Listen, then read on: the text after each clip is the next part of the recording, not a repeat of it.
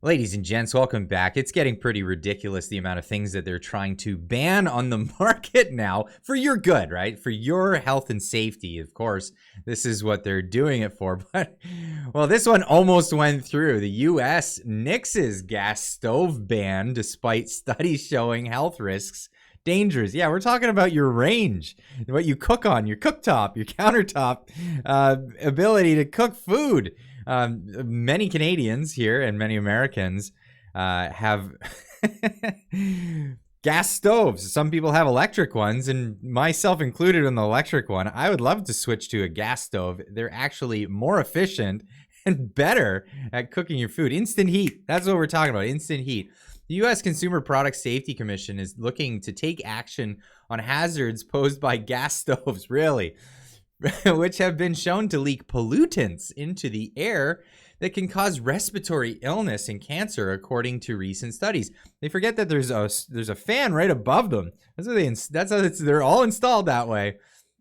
Gas appliances have faced increased scrutiny in recent years for environmental impact. Okay, here we go. With states such as California, of course California, phasing out gas furnaces, in New York banning new hookups for gas stoves in an effort to reduce people's happiness and prosperity. Reduce carbon emissions, right?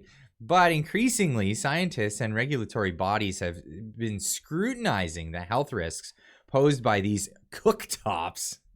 Last month, a bombshell study from the International Journal of Environmental Research and Public Health found that about 12.7% of childhood asthma cases in the U.S. could be linked to gas stove use, right? I'd love to read that study. It's probably on par with the vaccine hesitancy causes car crashes. This is a hidden hazard, said Richard Trumka Jr., the U.S. Consumer Product Safety Commissioner, in an interview with Bloomberg on Monday. Any option on the table, products that can't be made safe can be banned. We should ban them. Oh, it's just unbelievable. Trumka's comments unleashed a media storm on Tuesday and backlash from the natural gas industry and appliance manufacturers. No doubt. On Wednesday, the White House told CNN that the president does not support banning gas stoves, clarified that the Consumer Product Safety Commission, which is independent, is not banning gas stoves. We're walking it back. Andy Lee here, the Real Andy Lee Show, posting on Twitter this bombshell study on the possible harms of gas stoves was funded by Rocky Mountain Institute, RMI for short, a World Economic Forum partner that makes money off of consulting on low carbon solutions and pushing green energy transitions. So just demonizing anything for a buck. This is how they work. This is how this corporate mumbo jumbo stuff works. If all you have is a hammer, everything starts to look like a nail. You get where I'm going with this? Yeah. So if all you ever do is get paid to demonize anything for environmental reasons, well, you're going to demonize everything. Even the kitchen sink's been left out of this one so far, but we definitely have the range, the gas range. Your stove is on the list here, and giving support links to show where RMI is a partner with the World Economic Forum. Funding statement: this research was supported in part by international funds of RMI and in part by the National Cancer Institute. Authors, contributors, and these are the people. This is in direct relation to the article that I was just reading. More on RMI here. The RMI opposes nuclear energy. Nuclear power plants do not emit carbon dioxide. Sorry to break your stride here, but that's something that they don't do. Or other greenhouse gas emissions.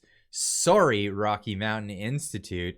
I wonder if you got paid for that one. RMI has been going after gas stoves for years, heavily funded by environmental activist foundations. And the World Economic Forum has been putting out this stuff everywhere. Now, let's not forget, people around the world in impoverished countries, they use dung because dung is flammable. So they use that to heat their homes and to cook their food on. I think what we need to do is pull people out of poverty. That would probably be a better bet.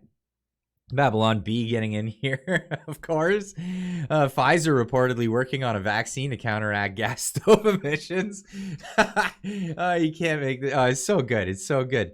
And Occasional Cortez here. Sorry, AOC, Alexandria Ocasio-Cortez getting in there and making sure that she gives her 2 cents on the subject. And it's just, well, just absurd. Second of all, altogether.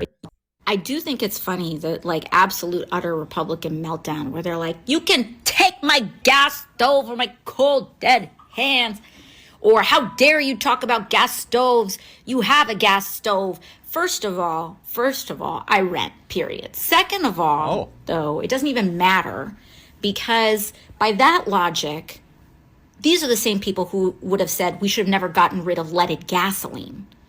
Just because someone may have driven a gasoline car. Science evolves and gives us new knowledge with time. I do think... Well, two things there. Her logic of being a renter. Well, the push from the World Economic Forum is that everyone will become a renter. So everyone's hands are free. At that point, we can all have gas stoves, right, AOC? When you own nothing, you'll be happy with your gas stove. But equating carbon dioxide with lead is, well, you're obviously not a scientist. You're obviously not a scientist. Lead, as people may or may not know, was used in gasoline to actually it was used as an inhibitor so that the flash point wouldn't be so low. It would actually make it less volatile, so you could. It would stop your engine from pinging. We've since found other things that you can use, methane, methane.